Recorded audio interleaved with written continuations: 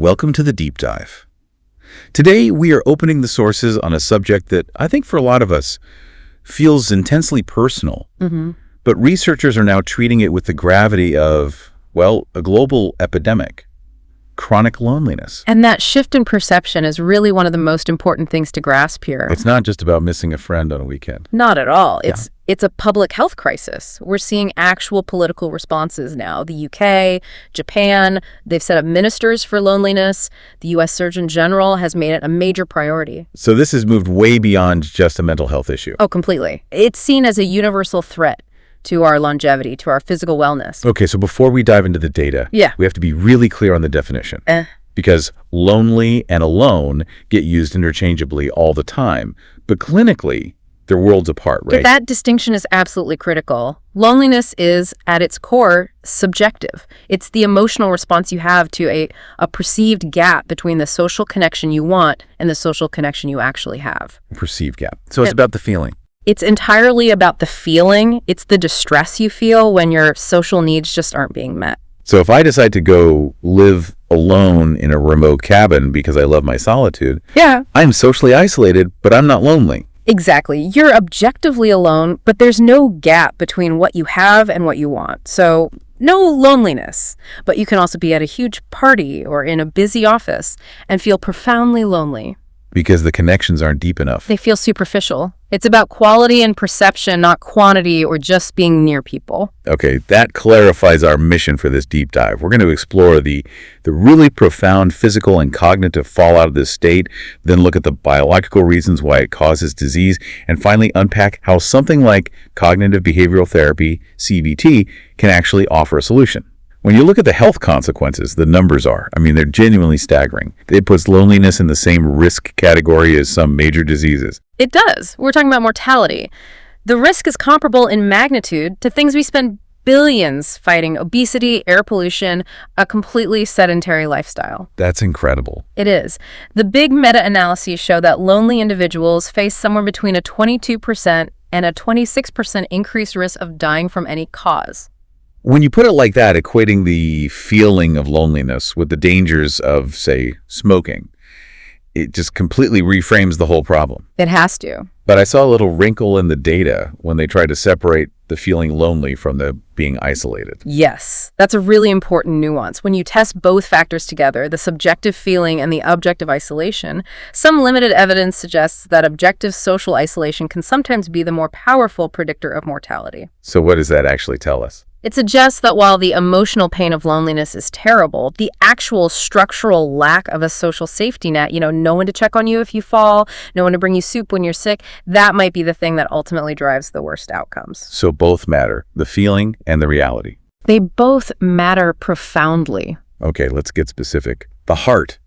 What's the link between loneliness and cardiovascular disease? It's extremely robust. We're looking at a 29% increase in the risk of coronary heart disease and a 32% increase in the risk of stroke. And that's not just because lonely people might smoke more or have a worse diet? No. The studies control for those traditional risk factors, and the association is still there. It's an independent risk. It sounds like something that builds over time, a kind of constant internal pressure. That's a great way to put it. We see that high levels of loneliness can actually predict increases in systolic blood pressure years down the line. It's like a slow, steady strain on your entire system. And it goes beyond just disease, right? It seems to actively break down our bodies, make us more frail. Especially in older adults, yes. Loneliness is a strong predictor of faster functional and motor decline. What does that look like in practice? Well, one study that measured muscle strength and performance found that lonely subjects had a 40% more rapid rate of motor decline every year compared to people who weren't lonely. 40%. That's a massive difference. That's the difference between living independently and needing care. It can be, absolutely. And then there's the brain. This was maybe the most worrying part of the sources for me. The link to cognitive decline, to dementia. It's a critical piece of the puzzle. Loneliness is strongly correlated with a higher risk of cognitive decline, dementia, and Alzheimer's disease. And again, is this a major risk factor or a minor one? A major one. The size of the risk is comparable to other things we all know about, like physical inactivity or having a low level of education. We even see that lonely individuals show a stronger decline in immediate and delayed recall. So your ability to learn and remember new things gets worse. It gets directly impaired. And of course, the link to general mental health is obvious. Repression, anxiety. Universally reported. And in the most tragic cases, loneliness is a huge factor in suicidality, particularly for older adults. You hear phrases in interviews like an aching loneliness or thwarted belongingness. It's this fundamental human need to connect, and when it's gone, the consequences can be catastrophic. So that brings us from the outcomes to the cause. How can a subjective feeling in your mind lead to, a 40% faster motor decline or higher blood pressure? Great. We're moving from the what to the why, and it seems to break down into a few pathways. Let's start with behavior.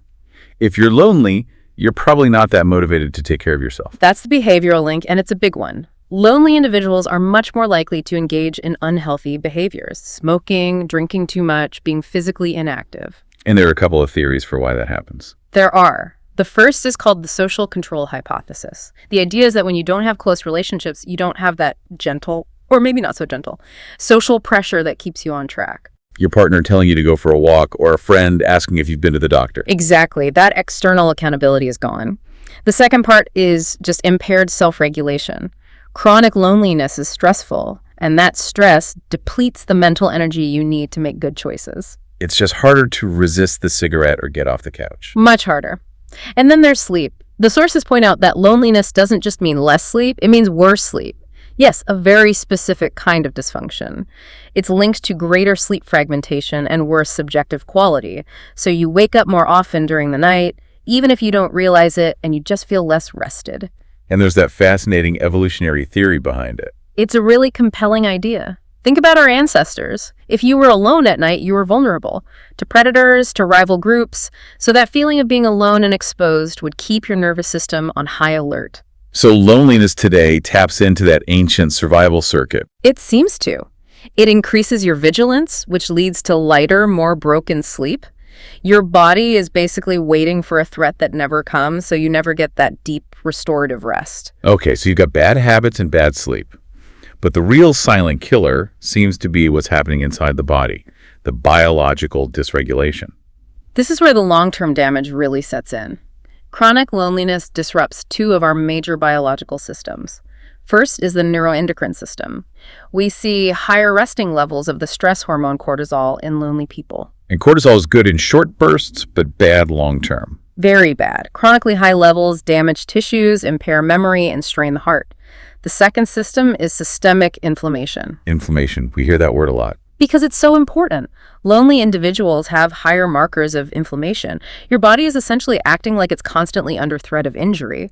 And this sustained low-grade inflammation is a primary driver of heart disease, and it contributes to the neural damage we see in cognitive decline. So loneliness is like a double whammy. It's a chronic stressor itself, and then it makes you more sensitive to everything else. That's it, exactly. It's the ultimate stress multiplier. It triggers these damaging responses directly, and it makes you hyper-reactive to any other stress you encounter. The cumulative effect is it's devastating. Okay, let's unpack this. If the problem is fundamentally this subjective feeling, this perception of a gap, then just telling someone to go make friends is probably not going to work. You have to fix the thought process first. How does CBT, cognitive behavioral therapy, do that? That's precisely why CBT is so effective. It goes right to the source, the perception. It's based on the idea that your thoughts, your feelings, and your behaviors are all linked. So if loneliness has locked you into a pattern of negative thinking, like no one will like me, or this is pointless. Exactly. Then CBT works to first identify and then change those maladaptive thoughts. So let's break it down. What's the first step? You mentioned cleaning your glasses earlier. Component one is identifying and challenging those unhelpful thoughts. The goal is to recognize these automatic negative beliefs like, if I go to that party, I'll just stand in a corner alone, and to actively dispute them, to treat them like a hypothesis, not a fact. So you start to question the thought, find evidence against it. Exactly. You create some distance from it. You realize it's a mental habit, not a reflection of reality. And once you start cleaning that negative filter, you can see social opportunities more clearly. Which leads to the second component, which is actually doing something, taking action. That's component two, behavioral activation. The key here is setting small, achievable goals. Not go make 5 new friends this week, but something manageable. Can you give me a concrete example of what a behavioral experiment would look like? Sure. Let's say a client believes I always say the wrong thing. The experiment might be, I will go to the coffee shop and I will give the barista one compliment about their pin or their earrings. That's it. So it's a small, low-stakes test of their negative belief. Precisely. And when they do it and the world doesn't end, it provides firsthand evidence that their catastrophic thought was wrong. That builds momentum, and that leads right into the third part, which is social skills training. So it's not just about getting out there, it's about knowing what to do when you are out there. Yes. CBT can incorporate very specific training on communication, active listening, how to express vulnerability appropriately, reading nonverbal cues. This is vital because it helps you turn a casual acquaintance into a deep connection, which is what actually cures loneliness. And of course, this can't be a one-size-fits-all approach. The challenges for a teenager are completely different from those for a recent widower. Absolutely. The strategies have to be tailored. For someone with social anxiety, the focus is on that fear of judgment. For young people, you have to address the whole landscape of social media, cyberbullying, and the difference between online and real-life connection. And for older adults, for older adults, it's often about problem solving around major life changes. Retirement, loss of a spouse, physical limitations.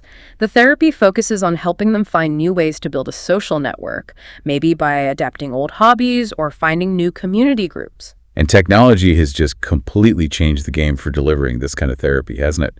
Especially during the pandemic. Dramatically. I mean, think about it. During the first waves of COVID, loneliness prevalence doubled to about 25% in the EU. People were physically trapped. And technology-enabled CBT, like virtual sessions, was a lifeline. It was a crucial lifeline. It broke down all the geographical barriers, and now we're seeing technology go even further. How so? There are digital tools that can simulate social scenarios, so you can practice your communication skills in a safe, guided environment before you try them out in the real world. It makes the whole process much more accessible. And if we connect this all back to the bigger picture, it's so important to remember that this is a two-way street. It's a feedback loop. Okay, so it's not just that loneliness makes you sick. Getting sick can make you lonely. Precisely. Think about it. Physical disability, hearing loss, chronic anxiety. All of these things make it harder to get out, to socialize, to maintain connections. So the poor health can cause the loneliness, which then worsens the poor health. It's a vicious cycle. It is, which means that treating the physical ailment is also a key part of treating the social ailment. So after this whole journey, what's the final synthesis for you, the listener? For me, it's that while the risks of loneliness are as serious as any major physical health threat, there is a clear, powerful cognitive roadmap to get better. CBT shows us that we can challenge our negative thoughts and take proactive control of this experience. That feeling of loneliness isn't a permanent state, it's a signal. A signal that something needs to change. A signal that you need to take active steps toward connection. And those steps matter not just for your mind, but for the long-term health of your body. You heard the data. Loneliness is a risk factor for dementia that's on par with having a low education or being physically inactive. So given that severe equivalence, here's the final thought. What large-scale structural changes should society be prioritizing to treat loneliness not just as a feeling, but as the high-stakes public health crisis it is? What stands out to you?